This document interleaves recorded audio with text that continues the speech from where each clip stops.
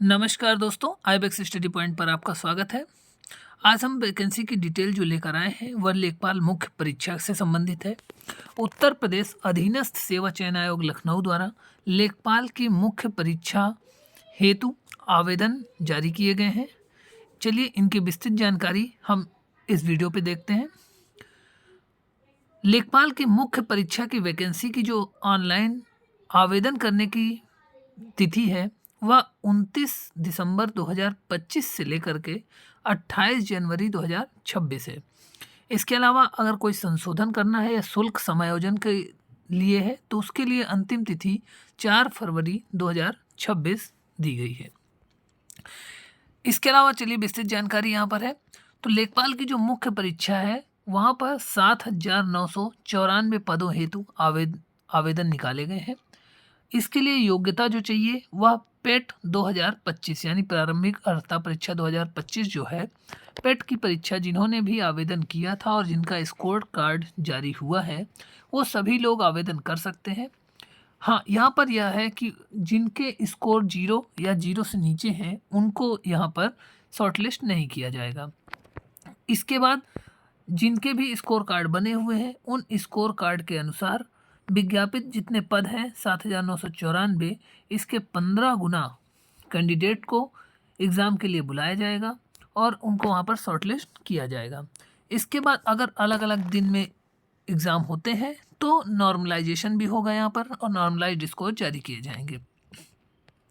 अब बात करते हैं तो ऑनलाइन आवेदन करने के लिए। तो ऑनलाइन आवेदन आप upSSC.gov.in की वेबसाइट से जा करके आवेदन कर सकते हैं। यहाँ से अपना लॉगिन आईडी डालते हुए OTP लेते हुए मोबाइल में आवेदन की प्रक्रिया आपको पूरी करनी है।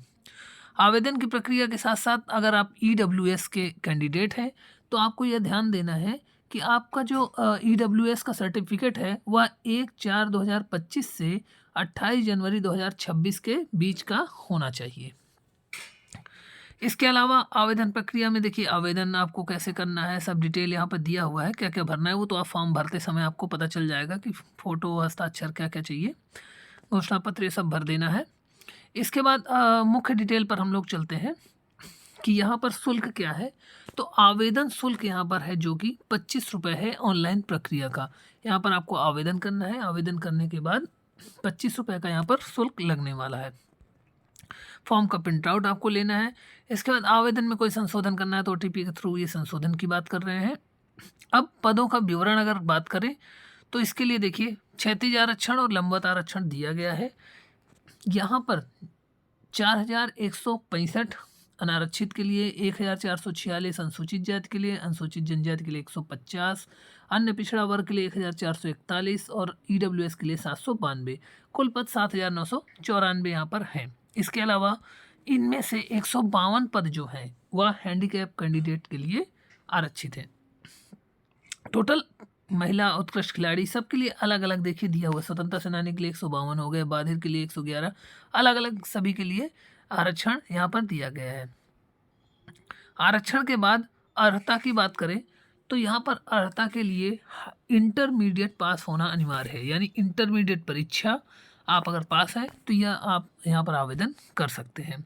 इसके अलावा आपके अधिमानी अर्हता में देखा जाए तो प्रादेशिक सेना में न्यूनतम 2 वर्ष की अवधि तक अगर आपने सेवा की है और राष्ट्रीय कैडर का कोर B का प्रमाण पत्र है तो आपको अधिमानी अर्हता मिलेगी। आयु की बात करें तो यह 1 जुलाई से 18 वर्ष और 40 वर्ष के बीच में आपकी आयु होनी चाहिए। चयन के आधार की बात करें तो चयन में यहाँ पर लिखित परीक्षा आयोजित की जाएगी। परीक्षा की देखिए योजना दी गई है, पूरा 100 क्वेश्चन होने वाले हैं यहाँ पर और 100 नंबर के होंगे। टोटल समय जो रहने वाला है 120 मिनट है।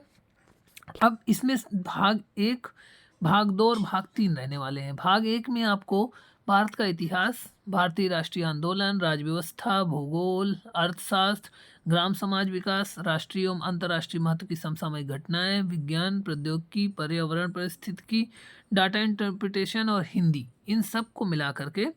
इसके अलावा भाग 2 में कंप्यूटर के क्वेश्चन रहेंगे 15 और भाग 3 में उत्तर प्रदेश राज्य से संबंधित सामान्य जानकारी होंगी जिनके 20 क्वेश्चन रहने वाले हैं। तो इस तरह से तीनों भागों को मिला करके कुल 100 क्वेश्चन आएंगे और 100 नंबर का एग्जाम होगा। 120 मिनट आपको समय मिलने वाला है। ये एग्ज़ाम है और एग्ज़ाम का पाठ्यक्रम आप देखना चाहें कि क्या क्या सिलेबस रहने वाला है तो आप इसका स्क्रीनशॉट ले सकते हैं या इसकी पीडीएफ डाउनलोड कर सकते हैं। तो ये आप देख लें, सभी का यहाँ पर सिलेबस दिया हुआ है, भाग 2 पर क्या आने वाला है और भाग 3 पर क्या आने वाला है।